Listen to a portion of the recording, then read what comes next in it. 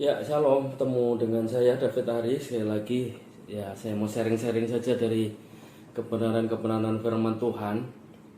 Simple-simple, tapi saya berdoa ini bisa menguatkan kita, bisa meneguhkan kita, membuat kita makin hari. Karena hari-hari ini kita butuh firman. Hari-hari ini kita butuh kekuatan. Kekuatan itu datang dari Tuhan. Dan kita perlu firman-Nya, firman Tuhan. Karena begitu banyak berita negatif, kita butuh berita positif. Begitu banyak berita melemahkan, kita butuh berita yang menguatkan.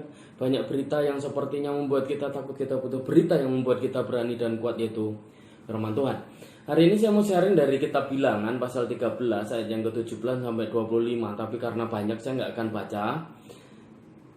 Saya ambil beberapa saja.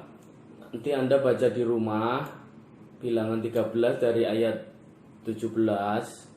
Ya, Bilangan 13 ayat yang ke-17.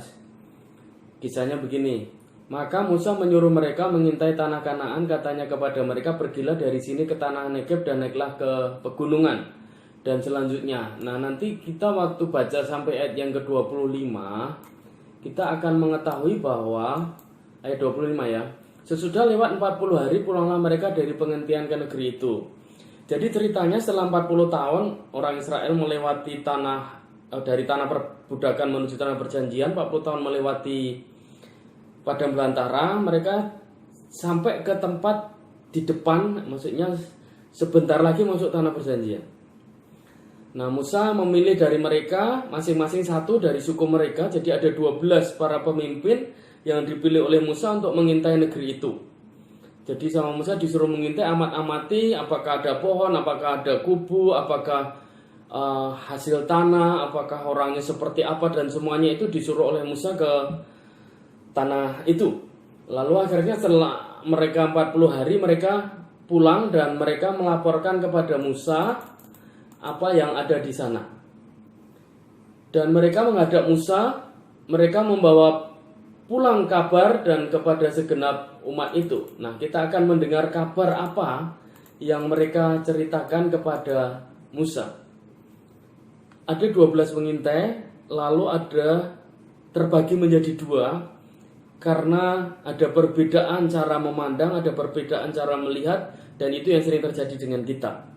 Nah, ini yang menceritakan yang pertama adalah 10 pengintai. Dari 12 itu ada dua yang berbeda dengan yang 10 sudut pandangnya, yaitu Kaleb dan Yosua. Kami sudah masuk, kemudian mereka melihat ayat yang ke-28, ini kenyataannya. Hanya bangsa yang diam di negeri itu kuat-kuat. Kota-kotanya berkubu dan sangat besar. Juga keturunan Enak telah kami lihat di sana. Jadi mereka melihat bangsa itu besar-besar orangnya, kotanya berkubu, lalu orangnya dikatakan mereka kuat-kuat gitu. Lalu ayat yang 31, nah ini yang sering terjadi dengan kita. Tetapi orang-orang yang pergi bersama dengan dia berkata, kita tidak dapat maju menyerang bangsa itu karena mereka lebih kuat dari kita. Juga, nah ini sering terjadi. Juga mereka menyampaikan kepada orang Israel kabar busuk. Hari ini hoax tentang negeri yang diintai mereka dengan berkata, negeri yang telah kami lalui untuk diintai adalah negeri yang memakan penduduknya. Kalau ini ditambah-tambahin. Tapi kalau kenyataannya mereka berkubu kuat dan orang-orang Enak itu besar, emang iya. Dan semua orang yang kami lihat di sana adalah orang-orang yang tinggi-tinggi perawakannya. Emang tinggi tapi mereka nggak makan orang. Ayat 33. Juga kami di sana melihat orang Enak yang berasal dari golongan raksasa. Wah. Dan kami lihat diri kami seperti belalang.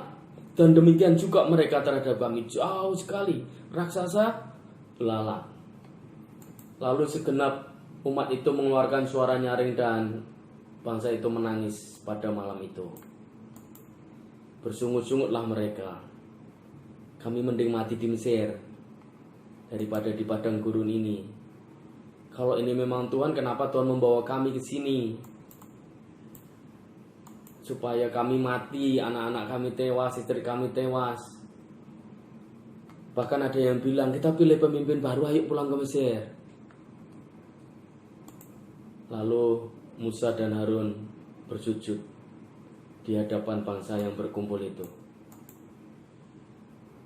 Ya, namanya pemimpin sudah ada di titik 40 tahun perjalanan mau masuk sampai ke tempat tujuan, tiba-tiba orang-orang yang mengikutinya, padahal itu udah generasi kesekian, karena generasi yang lama sudah meninggal di padang gurun. Tiba-tiba ada seorang yang berkata, 2 orang bahkan dari 12 itu, yaitu Yosua bin Nun dan juga Kaleb bin Yefun. Mereka berkata begini kepada seluruh orang yang mendengar itu, negeri yang kami lalui adalah negeri yang luar biasa baiknya. Lalu jika Tuhan berkenan kepada kita, maka Ia akan membawa kita masuk negeri itu dan memberikannya kepada kita, suatu negeri yang berlimpah-limpah susu dan madunya. Hanya jangan memberontak kepada Tuhan, jangan takut kepada bangsa itu, sebab mereka telah kita telan habis. Yang pertama bilang mereka mau makan penduduknya, yang ini malah berkata nanti kita akan telan mereka. Yang melindungi mereka sudah meninggalkan mereka. Sedang Tuhan menyertai kita, jangan takut kepada mereka. Lalu yang terjadi adalah segenap umat itu mengancam untuk melontari mereka dengan batu. Tetapi tampaklah kemuliaan Tuhan di tengah kemah pertemuan kepada semua orang Israel. Lalu Tuhan berbicara kepada Musa, bangsa ini sudah melihat mujizatku, tapi mereka nggak percaya. Saya nggak akan cerita yang ini, tapi kita melihat 12 pengintai pergi ke tempat yang sama, menuju ke lokasi yang sama, ketemu penduduk yang sama, ketemu hasil pertanian yang sama, ketemu situasi yang sama, tapi 10 membawa berita berbeda dengan 2 orang yang lainnya.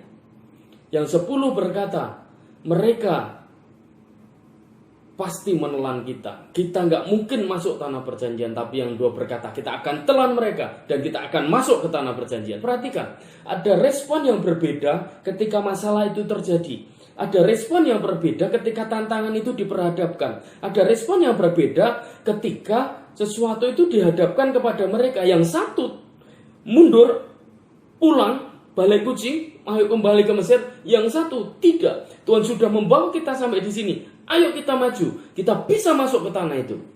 Nah, hari ini teman-teman, Bapak Ibu saudara sekalian dikasih oleh Tuhan, bukankah kita juga punya pergumulan? Bukankah kita juga punya tantangan? Bukankah kita juga punya masalah? Bukankah kita punya sesuatu janji Tuhan yang harus kita capai, yang harus kita genapi, yang harus kita alami? Tapi respon kita itu menentukan apakah kita akan masuk, apakah kita akan menggenapi, apakah kita akan mengalami, atau kita tidak akan mengalami apa-apa, tidak akan mendapatkan apa-apa. Respon kita menentukan apa yang akan kita alami. Yang percaya berkata amin. Amin artinya saya percaya, artinya saya setuju. Hari ini teman-teman Bapak saudara sekalian, ayo kita miliki respon yang benar begini. Kalau Tuhan sudah berjanji, gak akan pernah mengingkari. Katakan amin. Orang Israel itu dijanjikan Tuhan. Tuhan itu Tuhan. Kalau bilang iya, iya. Kalau bilang tidak, tidak. Jadi dia akan genapi. Yang pertama, jangan ragukan janji Tuhan. Yang saya katakan amin. Ini kunci semuanya. Karena begitu kita nggak percaya, begitu kita khawatir, begitu kita bimbang dengan janji Tuhan, kita kan nggak ngalami apa-apa. 1, jangan pernah ragukan janji Tuhan. Kalau dia bilang kau akan berhasil, kau akan sukses, kau akan naik jadi kepala, kau akan berhasil melakukan segala sesuatu, kau akan mengalami peninggian dari Tuhan, kau akan mengalami keberhasilan dalam hidup, pegang itu, kita pasti berhasil. Orang Israel waktu di tanah perbudakan dijanjikan begitu. Mereka nggak percaya, berkurang sampai tinggal generasi terakhir ini yang sebentar lagi ketemu tanah perjanjian. Tapi 10 yang mewakili 10 suku itu mereka takut. Mereka ngajak pulang, bahkan mereka mau menganiaya Yosua dan Kaleb. Yang kedua, Bapak Ibu saudara, yang pertama tadi jangan ragukan janji Tuhan. Yang kedua, mari kita lihat respon mereka ini luar biasa sekali. Yosua dan Kaleb bilang kepada bangsa Israel itu, tidak, Tuhan sudah berjanji, kita pasti bisa, kita akan telan habis mereka.